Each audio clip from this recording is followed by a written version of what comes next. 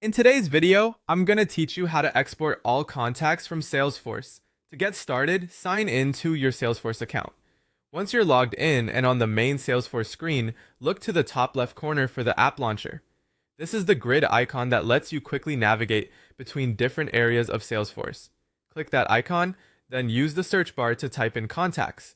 When contacts appears in the results, select it to open the contacts section. From here, you'll want to open a contacts list view. A common option is all contacts, but you can use any list view that fits what you need.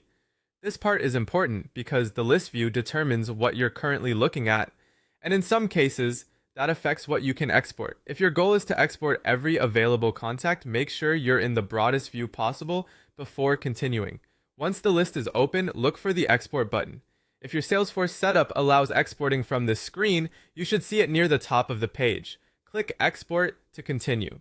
Salesforce will then give you options for what to include in the export. You can usually choose to export only the records in the current view, or export all records available from that list.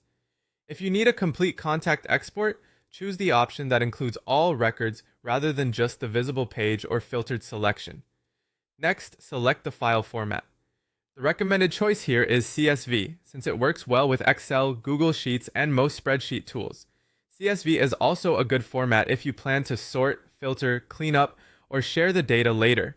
After choosing the appropriate export option and file format, click Export again. Salesforce will begin generating the file and it should download directly to your computer. Depending on your browser settings, the file may appear in your default downloads folder, or you may be prompted to choose where to save it.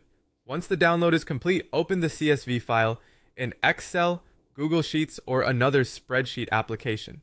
From there, you can review your contacts, organize the columns, and confirm that all the records you expected were included. If you don't see the export button, that may be due to your permissions or the specific Salesforce view you're using.